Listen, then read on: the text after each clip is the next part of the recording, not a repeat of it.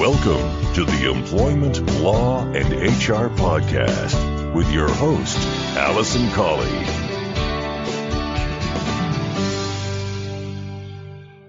Hello and welcome to this episode 244 of the Employment Law and HR Podcast. I'm your host, Alison Colley. I'm an employment solicitor and HR specialist, and I run the firm Real Employment Law Advice, where together with my colleagues we provide advice and assistance to both employers and employees on all aspects of employment law. If you are a regular listener to the podcast, you'll know that our flagship service is our HR Harbour membership, which is an ongoing support service that we provide for employers. If you'd like more information about how we might be able to help you with your HR and employment law and/or to help you reduce costs in that area, then please don't hesitate to get in touch. My email is alison@realemploymentlawsadvice.co.uk, and we can set up a time for a no obligation, a telephone call or discussion and run through the details, and I can send you a quote. So if you want to get in touch, please do. I'd be happy to have a chat with you about it. Now, this episode of the podcast is the third in the series on TUPE. So without further ado, I'm going to get into this week's featured content.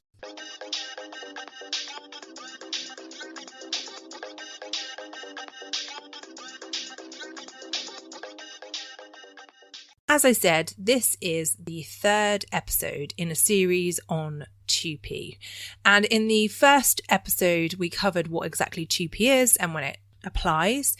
The second episode, we talked about employee rights and the rights that continue under TUPE, including rights under the terms of their employment contract. And in this episode, I'm going to talk about the protection from unfair dismissal that arises as a result of a TUPE transfer.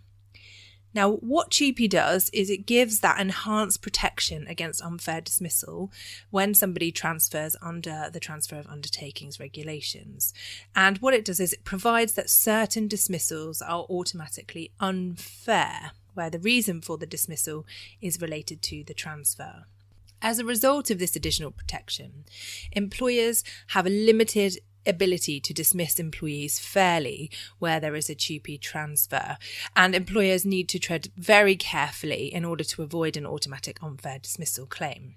Now, what the law said is that any dismissal of an employee with the necessary period of continuous employment will be automatically unfair where the sole or principal reason for the dismissal is the transfer. Now, it's important to note that whilst this would be automatic unfair dismissal, you do still need the required period of employment. So currently, as at April 2025, that period of employment is 2 years. So you need 2 years qualifying employment in order to be able to bring a claim for unfair dismissal, and that includes automatic unfair dismissal for a dismissal related to a TUPE transfer.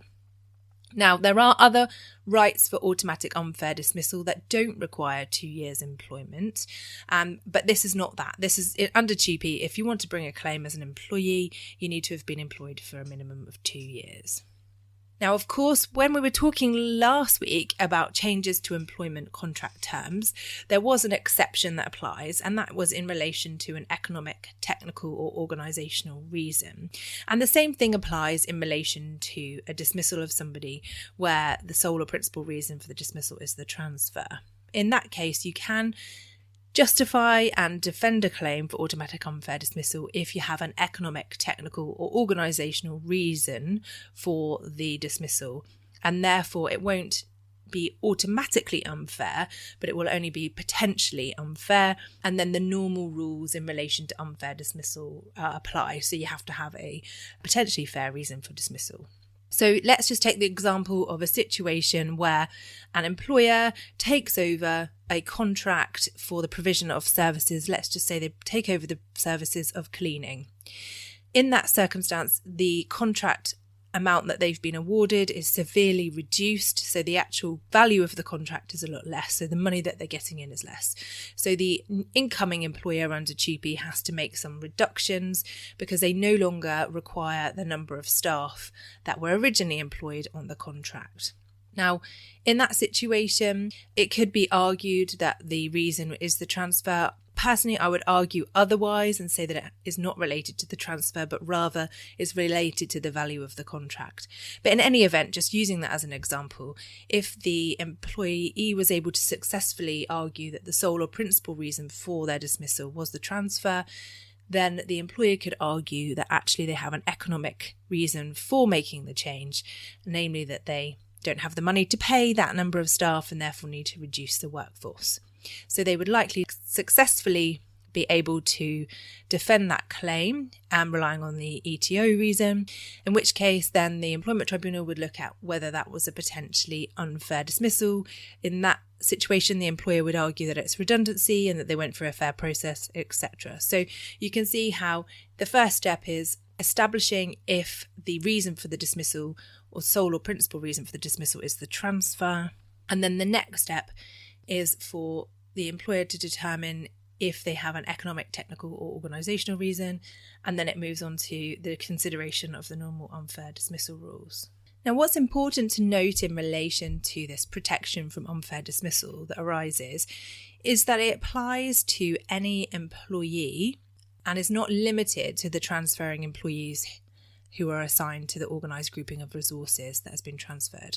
So any employee of the transferor or the transferee who is dismissed as a result of the TUPE transfer would have special protection from unfair dismissal. So they don't necessarily have to have been one of the employees that transfers over to the new entity, nor do they have to be one of the employees that transfers into the new entity.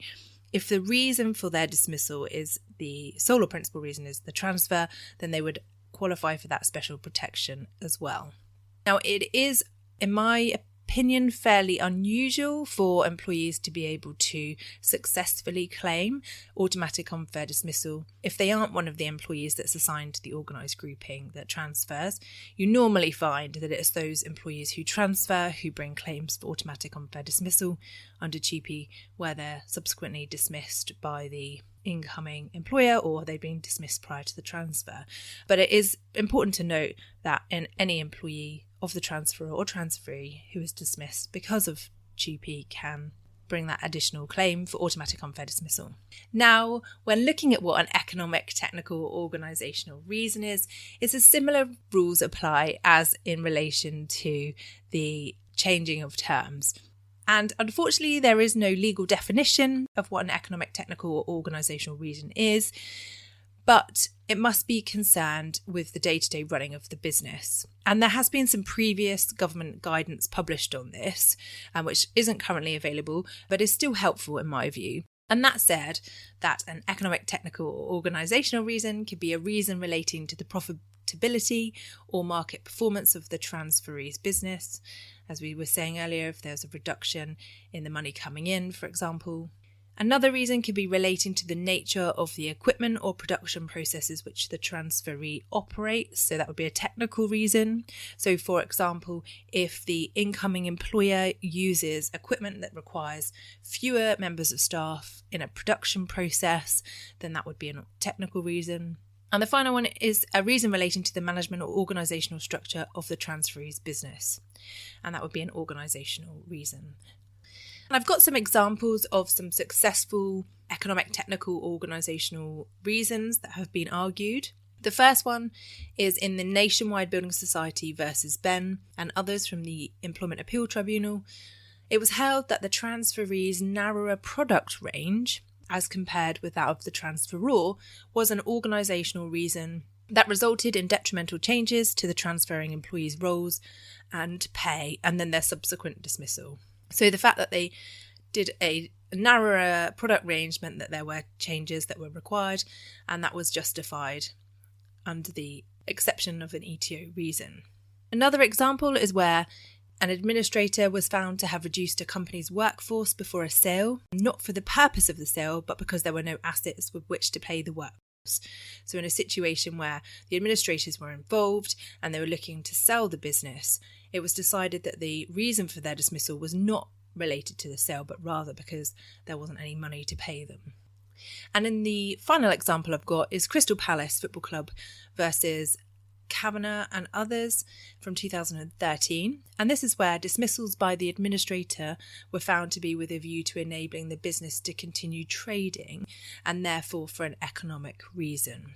So again, thinking about the decisions of administrators, it wasn't in relation to the transfer of their employment, but rather to enable the business to continue trading whilst they were dealing with the transfer process.